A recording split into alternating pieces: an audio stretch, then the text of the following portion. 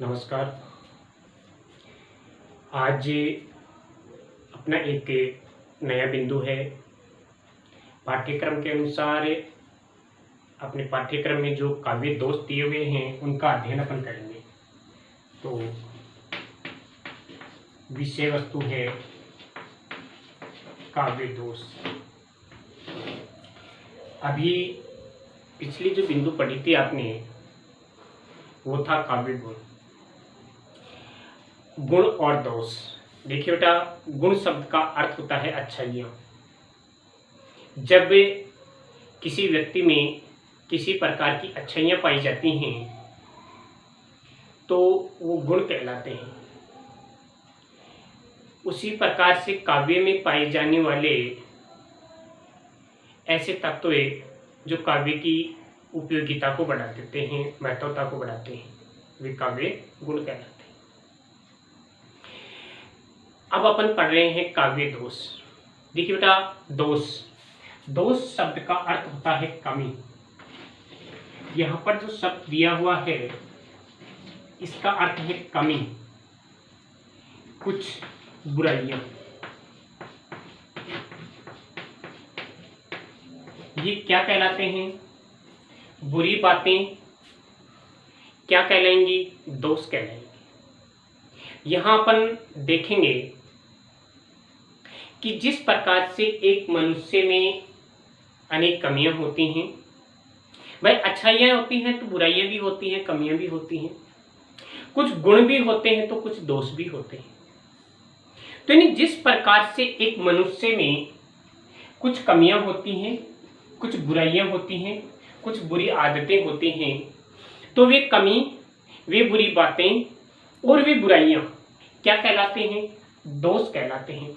इसी प्रकार से कुछ तत्व ऐसे होते हैं, कुछ पदार्थ ऐसे होते हैं, कुछ काव्य शब्द ऐसे होते हैं जिनका प्रयोग होने पर काव्य में दोष कहलाते हैं। तो इसकी परिभाषा दे सकते हैं अपन कि किसी भी पदार्थ में किसी भी प्रकार की कमी का होना उसका दोष माना जाता है। उसी प्रकार यदि काव्य में किसी पदार्थ की कमी प्राप्त होती है, किसी शब्द की कमी प्राप्त होती है, तो वह कमी उससे काव्य का दोष कहलाता है। तो क्या लिखेंगे अपन? जिस प्रकार एक मनुष्य में, जिस प्रकार एक मनुष्य में, एक पदार्थ में, एक मनुष्य या पदार्थ में, मनुष्य या पदार्थ में कमी का होना, कमी का होना या पाया जाना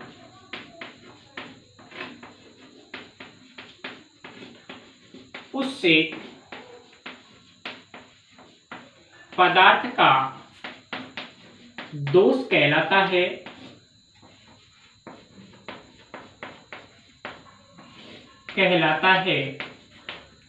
उसी प्रकार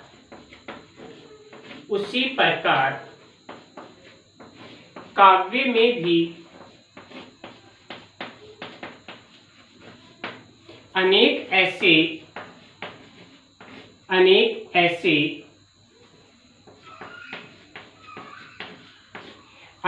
ऐसे शब्दों का प्रयोग हो जाता है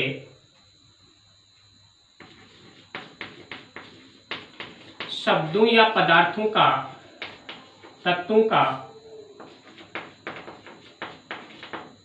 तत्वों का प्रयोग कर दिया जाता है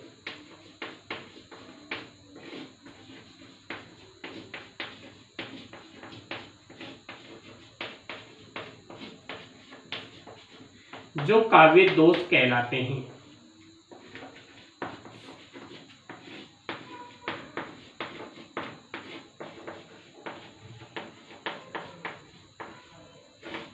जो काव्य दोष इसका मतलब यह है बेटा, दोष का मतलब यह है कि जो कमियां हैं, जो बुराइयां हैं, वे ही दोष कहलाते हैं। अब ये तो अपन ने अपने हिसाब से इसके अर्थ के रूप में परिभाषा प्रकट की है। साहित्यकार जो लोग हैं, जो आचार्य हैं, उन्होंने अपने अपने हिसाब से परिभाषाएं दी हैं। तो अपन काव्य की परिभाषा, काव्य के अनुसार दोष की परिभाषा पढ़ेंगे, अपन लिखेंगे। तो काव्य दोष की परिभाषाएं, काव्य दोष की परिभाषाएं, काव्य दोष की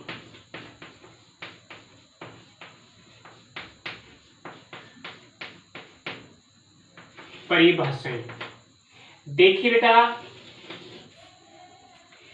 अलग अलग साहित्यकार अपने अपने हिसाब से अलग अलग परिभाषाएं देते हैं। सबसे पहले लेते हैं अपन आचार्य विश्वनाथ के अनुसार। पहली परिभाषा है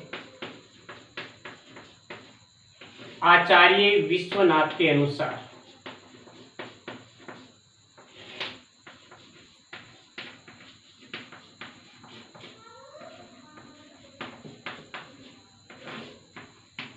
विश्वनाथ ने काव्य दोष की क्या परिभाषा दी है? उन्होंने कहा है क्या, रसाप कर्षकाः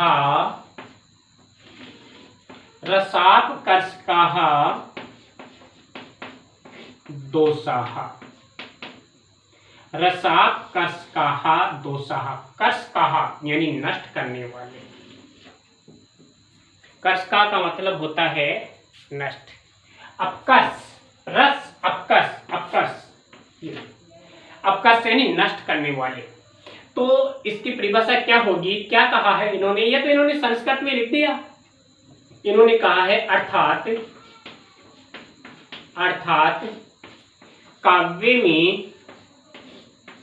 काव्य में रसों को नष्ट करने वाले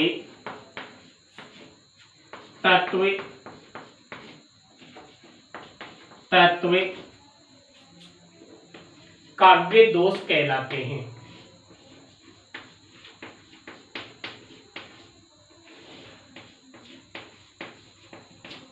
काव्य में रसों को विनष्ट करने वाले, रसों को नष्ट करने वाले जो तत्व होते हैं, जो शब्द होते हैं, वे क्या कहलाएंगे? काव्य दोष कहलाएंगे। फिर दूसरी परिभाषा है, इस काव्य दोष की दूसरी परिभाषा लिखा है आचार्य मम्मट ने। आचार्य मम्मट क्या कहते हैं? आचार्य मम्मट ने कहा है मुख्यार्थ, इन्होंने लिखा है मुख्यार्थ हतिरे दोषाः। मुख्यार्थ हतिर दोषाः। इन्होंने क्या कहा है? देखिए बेटा, मुख्य प्लस अर्थ और हतिर नष्ट, यानी इन्होंने कहा है कि काव्य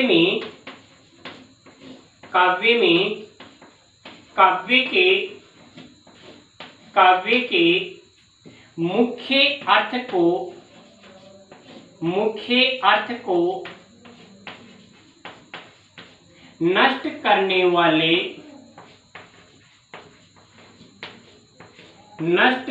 वाले तत्व काव्य दोष कहलाते हैं। काव्य दोष कहलाते हैं। यहां क्या लिखा है? मुख्य अर्थ को नष्ट करना, यानी उसका भाव नष्ट हो जाता है। जब किसी पद का भाव ही नष्ट हो जाए, उसका अर्थ ही स्पष्ट नहीं हो, तो उस पद के लिखने का कोई अर्थ नहीं होता है, कोई मतलब नहीं होता है, कोई औचित्य नहीं होता है, कोई उद्देश्य नहीं होता। तो ऐसे शब्द या तत्व जो रसों को नष्ट कर देते हैं, मुख्य अर्थ को नष्ट कर देते हैं, काव्य के गुणों को नष्ट कर देते हैं और मनुष्य के हृदय में चिंता उत्पन्न कर देते हैं, ऐसा काव्य जिसको पढ़ने पर मानवीय हृदय में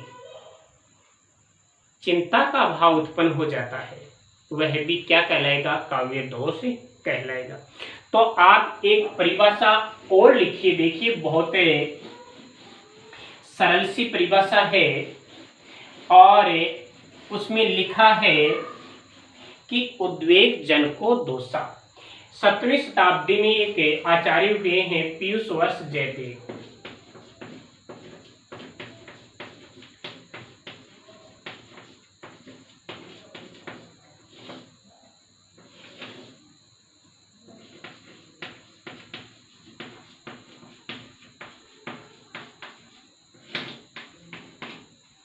पीयूष वर्ष जयदेव, इन्होंने लिखा है, इन्होंने क्या लिखा है कि उद्वेग जन को दोषा, उद्वेग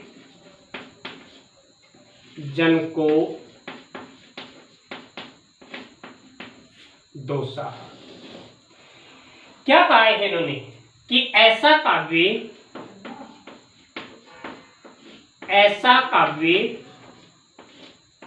जिसको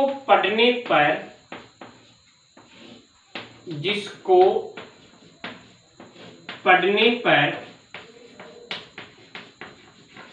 मानवीय हृदय में चिंता का भाव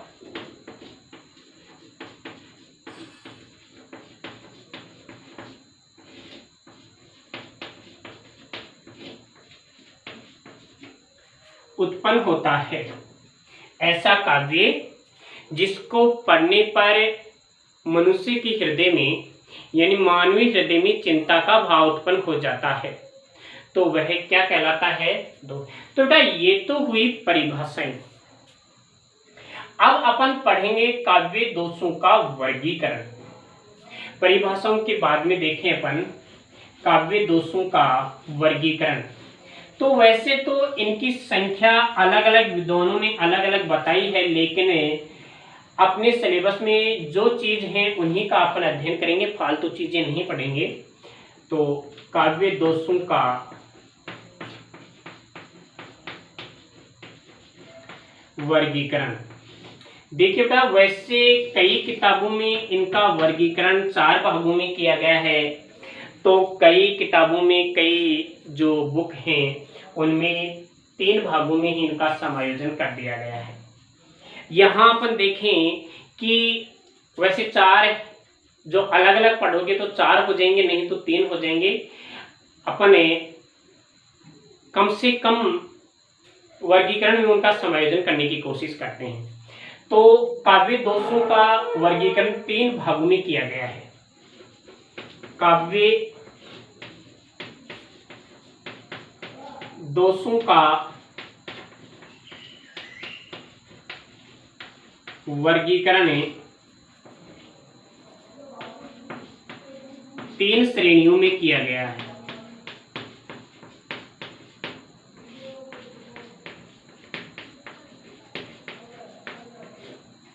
तीन श्रेणियों में किया गया है। अब वो 3 श्रेणियां कौन सी हैं?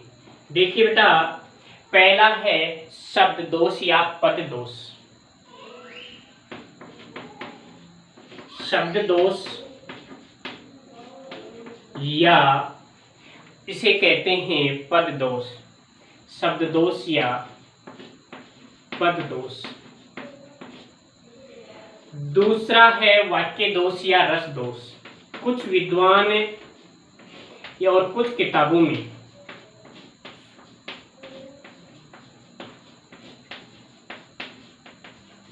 रस दोष को अलग से किया गया है, तो 4 श्रेणियां हो जाएंगी। अपन ने इसको इसी में समायोजित कर लिया है। और तीसरा है अर्थ दोष।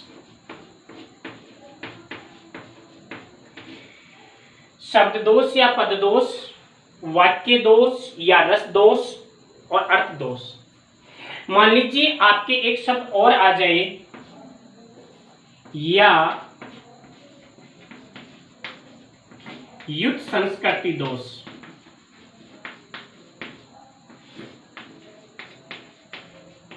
युक्त संस्कृति दोष। तो 3 श्रेणियां होगी बेटा काव्य दोषों की, शब्द दोष या पद दोष या युक्त संस्कृति दोष नंबर 1, दूसरा है वाक्य दोष या रस दोष और तीसरा है अर्थ दोष। इन 3 श्रेणियों में इन दोषों को वर्गीकृत किया गया है। तो अपन पहला दोष पढ़ते हैं शब्द दोष, पद दोष या फिर अर्थ दोष। देखिए बेटा, यहां अक्सर आप पढ़ते हैं कि हम अपनी जो भाषा है, कोई सी भी भाषा हो, हर एक भाषा की सबसे प्रमुख विशेषता होती है कि उसमें व्याकरणिक जो त्रुटियां होती हैं वे कम से कम होनी चाहिए। यानी भाषा में व्याकरणिक त्रुटि नहीं होनी चाहिए। यदि भाषा में किसी भी प्रकार की व्याकरणिक त्रुटि है, अशुद्धि है, तो वह भाषा अशुद्ध भाषा है, वह मानक भाषा नहीं है। तो यहां पर क्या है शब्द दोष, पद दोष या युक्त संस्कृति दोष में, कि जब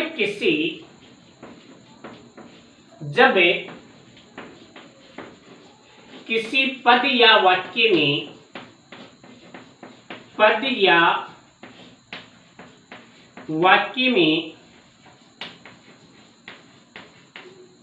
व्याकरण संबंधी कोई त्रुटि पाई जाती है, कोई कमी पाई जाती है, कमी ऑब्लिक अशुद्धि,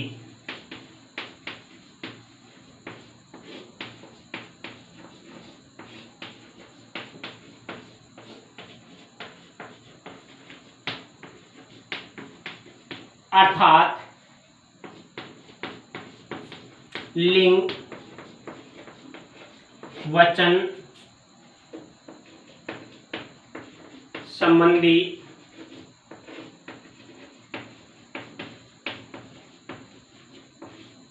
अशुद्धि होने पर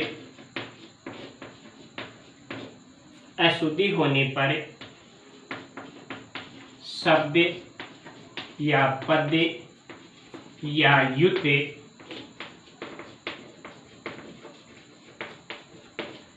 संस्कृति दोष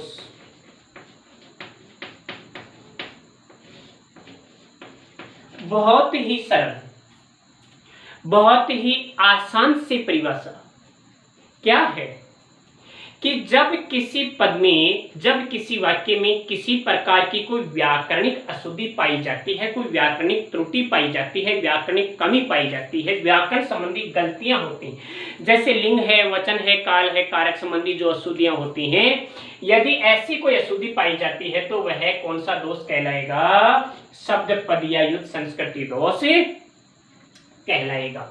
जैसे उदाहरण है, कुमुदिनी खिल गया बाल रवि को देखी। क्या है? कुमुदिनी खिल गया बाल रवि को देखी। कुमुदिनी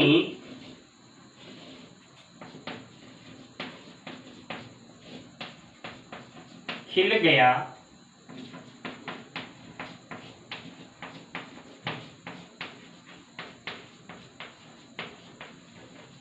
बाल रवि का मतलब होता है बेटा उगता हुआ सूर्य। बाल रवि का मतलब क्या होता है? उगता हुआ सूर्य। अब आप बताइए कुमुदिनी क्या होता है? यानी रात्रि में खिलने वाला कमल पुष्प, यानी कमल का स्त्री। अब अपन यहां देखें, जैसे कमल दिन में खिलता है तो कुमुदिनी रात में खिलती है।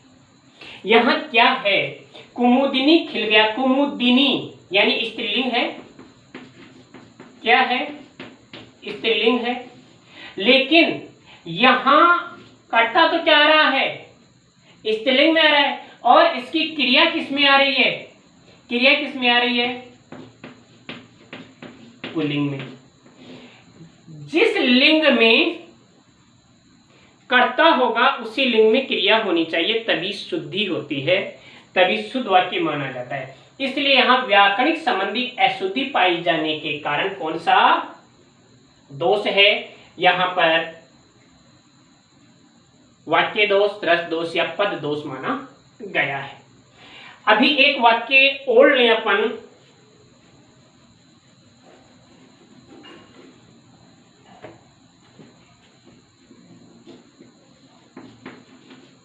राज्ये विराजे मखे भूमि में थे।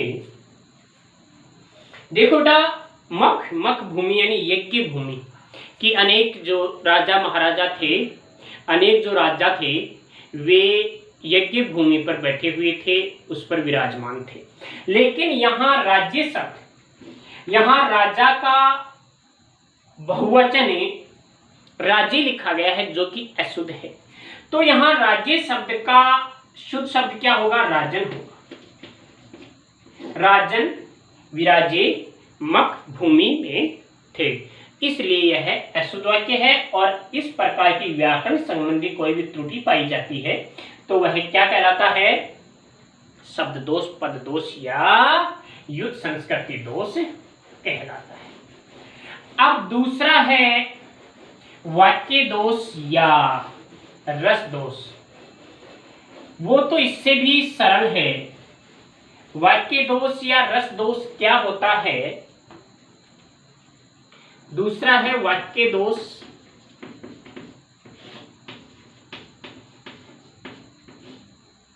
या आपने लिखा था ना रसापकर्ष का दोष, यानी रसों को नष्ट करने वाले।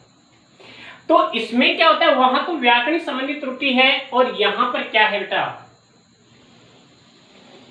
जब किसी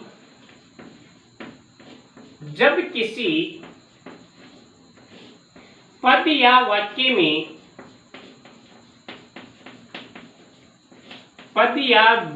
में शब्दों के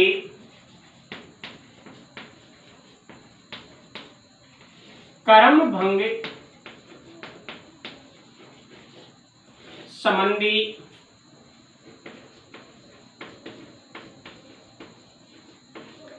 अशुद्धि पाई जाती है।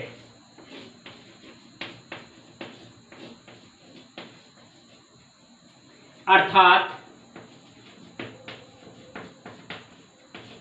वाक्य या पद में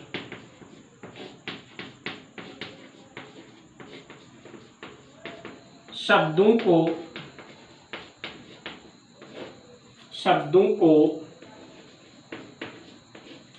उचित स्थान पर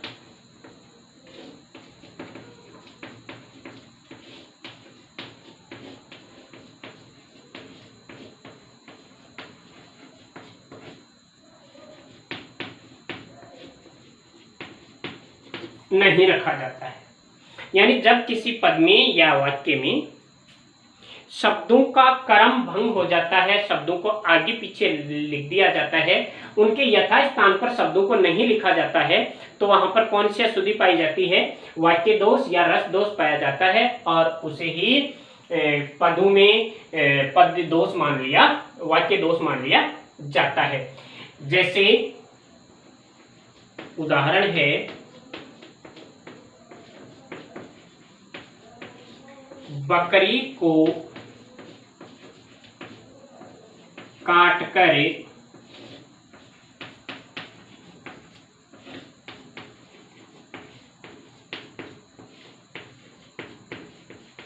बताइए यह वाक्य अशुद्ध है या शुद्ध है? यह वाक्य अशुद्ध है। क्योंकि इसमें शब्द तो यही हैं, शब्द तो यही आएंगे, लेकिन शब्दों का क्रम उचित नहीं है, शब्दों का क्रम यथास्थान नहीं है। शब्द वाक्य होना चाहिए था कि गाजर काटकर बकरी को खिला दो, गाजर काटकर बकरी को खिला दो, इस प्रकार से होना चाहिए था, तब जाकर के यह वाक्य क्या होगा, शुद्ध होगा और ये दोष नहीं होगा। लेकिन यहां शब्दों का क्रम सही नहीं है, शब्दों का क्रम सही नहीं है, इसलिए यहां पर वाक्य दोष या रस दोष माना जाएगा। जैसे हमारे यहाँ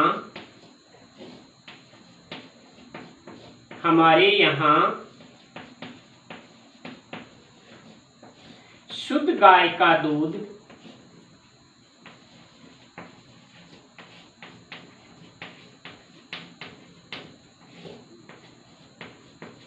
हमारे यहाँ शुद्ध गाय का दूध मिलता है। अब बताइए बेटा यहाँ कि गाय शुद्ध होती है या कि दूध शुद्ध होता है? दूध शुद्ध होता है, नहीं कि गाय। तो क्या होगा, हमारे यहाँ गाय का शुद्ध दूध मिलता है, हमारे यहाँ गाय का शुद्ध दूध मिलता है, इस प्रकार से होगा।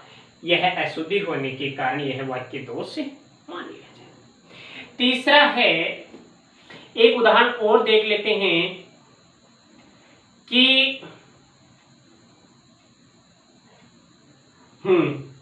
बच्चे को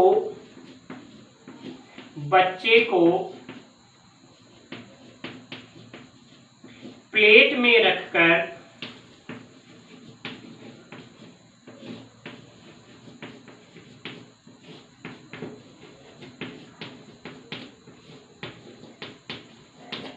खाना खिलाता हूं, बच्चे को प्लेट में रखकर खाना। अब यहां आप बताइए कि प्लेट में आप बच्चे को रखोगे या खाने को रखोगे, खाना रखोगे? यहां तो आप प्लेट में बच्चे को रख रहे हो, बच्चे को प्लेट में रखकर खाना खिला दो, अशुद्ध वाक्य है। शुद्ध वाक्य क्या होगा कि प्लेट में रखकर खाना बच्चे को खिला दो, या ऐसा लिख सकते हैं कि खाना प्लेट में रखकर बच्चे को खिला दो, तब जाकर के शुद्ध होगा, इसलिए यह वाक्य दोष माना जाएगा। अब अगला है अर्थ दोष और लास्ट है अर्थ दोष। अर्थ दोष क्या होता है? तीसरा है अर्थ दोष।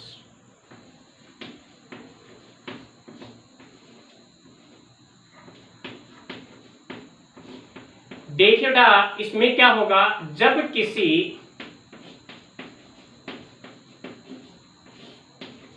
पद या वाक्य में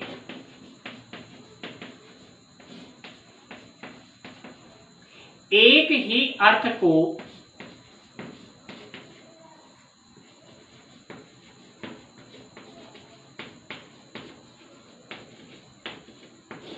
प्रकट करने के लिए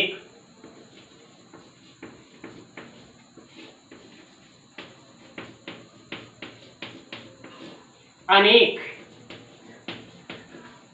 शब्दों का प्रयोग कर दिया जाता है।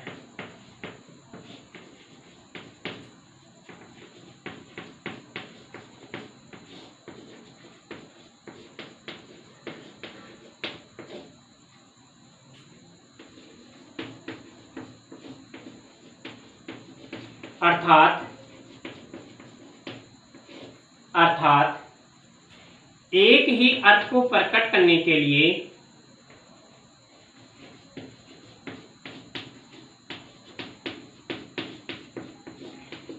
उसके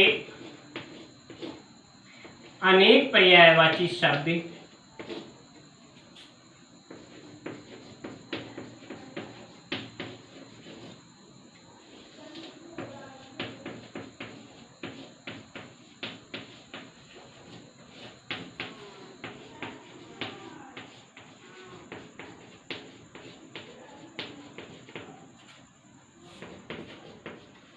वहां अर्थ दोष पाया जाता है।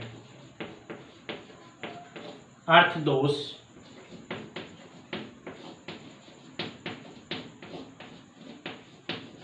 पाया जाता है। जैसे उदाहरण है यहां, बांध्यो जल निधि नीर नदी, बांध्यो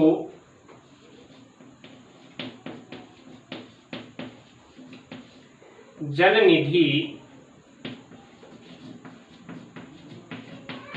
नीर नदी, जलधि पयोधि, जलधि सिंधु वारिस से, जलधि सिंधु वारिस से,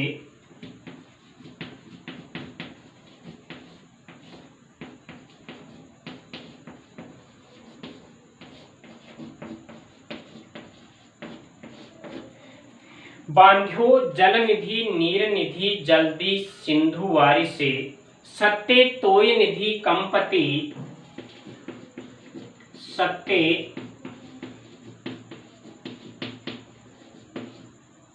तोय निधि, सत्ते तोय निधि कंपति उद्धि पयोधि नदी से, उद्धि पयोधि नदी से। तो यहां पर बेटा देखिए, एक समुद्र शब्द का अर्थ प्रकट करने के लिए उसके अनेक पर्यायवाची शब्द रखे गए हैं, इसलिए यहां पर कौन सा दोष माना जाएगा, इसलिए यहां अर्थ दोष माना जाएगा। तो आज की क्लास में अपन इतना ही पढ़ेंगे। आपने इसका अर्थ देखा, परिभाषा देखी और दोषों का वर्गीकरण देखा। वर्गीकरण 3 पढ़े आपने। पहला पढ़ा है शब्द दोष, पद दोष या युक्त संस्कृति दोष, दूसरा है वाक्य दोष या रस दोष, और तीसरा है अर्थ दोष। तो ये आपका आज का दोषों का वर्गीकरण था। अब अपन कल की क्लास में पढ़ेंगे जो मुख्य आपके जो पाठ्यक्रम में दोष दिए गए हैं। जैसे आपने 3 काव्य गुण पढ़े थे, उसी प्रकार से जो काव्य दोष दिए हुए हैं उनका अध्ययन अपन कल करेंगे। धन्यवाद।